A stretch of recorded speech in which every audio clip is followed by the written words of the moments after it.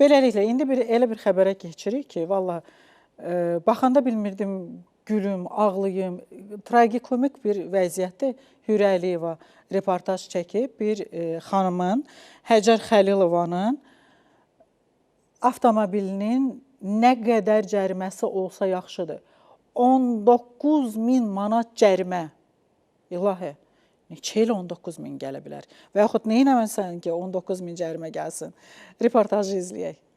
Problemini günə sona danışan Həcər Xəlilova illərlə yığdığı pulla aldığı avtomobili bir ildir ki, istifadə edə bilmir. Səbəbi isə maşının ötən ilin may ayının 20-sindən cərimə meydançasına aparılmasıdır. 19.000 manat cəriməsinin olduğunu isə müsahibim avtomobili cərimə meydançasına aparılandan sonra bilir. Deyir ki, bugünə qədər ona cərimələrinin olması ilə bağlı heç bir məlumat gəlməyib. Elə cərimə var, 2 dəfə yazılıb orada mənə. Mənə göstəriş verdilər ki, get, əsasların ödə. Mən də gəldim, pravanın nə şeyniyə düşmüşdüsə, hamısını ödədim. Yerdə qalanlar mənə bildiriş gəlməyib, heç bir bildiriş gəlməyib mənə. Bir ilin içində 10 ilə sürülən maşın, bir ilin içində nəyə görə birdən-birə bu cərimələr 19.000 vurulub? Həcər Xəlilova həmin pulu ödəməyə imkanının olmadığını deyir.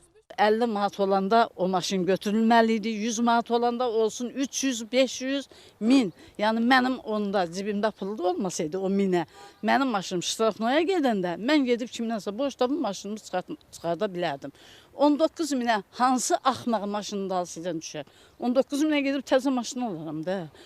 Bundan sonra Həcər Xəlilova üz tutur məhkəməyə. Məhkəmə eyni qərarla, məhkəmənin qərarı araşdırılsın, ləğv edilsin, qismən xanımın hüquqi kobud şəkildə pozulub, qismən təmin edilsin. Məhkəmə qərar verir ki, inzibati xəta haqqında qərar iş üzrə ləğv edilsin və yenidən baxılması üçün Baş Dövlət Yol Polis İdarəsinə tapşırılsın. Amma məsələ hələ ki həllini tapmayıb. Hürə Əliyeva, Şamo İsmailov. Axırda Hürünün səsini eşitdim. Deyir ki, bu sənədlərin heç biri qapıya gəlməyib. Bu xanımın bir neçə telefon nömrəsi var. Tez-tez telefon nömrəsini dəyişir. Elə insanlar var ki, ümumiyyətlə bəyan elədiyi ünvanda yaşamır. Bu sənəd hansı qapıya getsin? Necə getsin? Elə insanlar var ki, sağlığına indi heç qeydiyyatları da yoxdur. Çünki evlərinin çıxarışı yoxdur. Ona görə qeydiyatsız yaşayırlar. Bu sənəd hara getsin? Bir çox məsələlər var burada. Və avtomobil idarə edən insanın necə SMS radarı olmaz? Necə bir nömrəsi olmaz ki, o asan imzaya bağlı olsun? O dövlət qurumlarının portallarına bağlı olsun ki, nəsə bir problem olanda rəqəmsal dünyadır. İndi bu dünyada heç yerə gizlənmək olmur. Yəni, insan istəsə onu dövlət tapacaq. Ən azından telefonuna gələcək ki, sənin bu qədər cərimən var. Mənə elə gəlir ki, indi o imanımı yandıran manam deyil.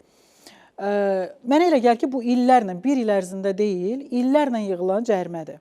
Ola bilsin ki, üstünə peyni də gəlib.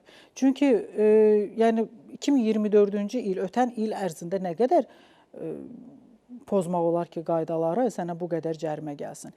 Ehtimal ki, illərlə yığılıb, xanıma bu gəlib çıxmayıb, telefonunda heç nə yoxdur. Hətta bizim müxbirimizlə, Hürə Əliyeva ilə WhatsApp-dan da xəbərləşə bilməyib. Deyir ki, mən WhatsApp-da işlətmirəm. Yəni, WhatsApp-a xəbər gəlməyib, telefona xəbər gəlməyib, telefonu hər dəqiqə dəyişirsən. Nə bilim, bəlkə də elan elədiyin evdə yaşamır bu xanım, elə ona görə də biraz belə böyür. İndi əsas burada mən bilmirəm bu məsələ necə həll olunacaq, bu 19.000 cərimə necə həll olunacaq. Əsas məsələ bilirsiniz nədir? Hazırki dünyada hökmən idarə etdiyin, işlətdiyin telefon nömrələri öz adı olacaq ki, indi operatorlar başqa cür satmırlar.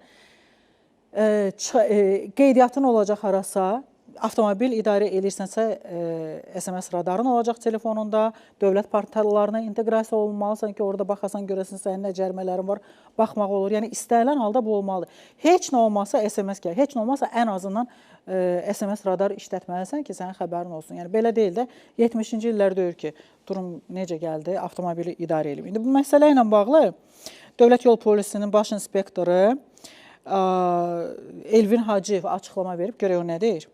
Həmin şəxsin sahibliyində olan 90ZE271 nömrəli nəqliyyat vasitəsilə törədilmiş yol hərəkəti təhlükəsizliyi və avtomobil yolları istifadə qaydaları əleyhinə olan inzibati xətalara görə küllü miqdarda yaranmış cərimə ötərilikləri şəxs tərəfindən ödənilməmişdir.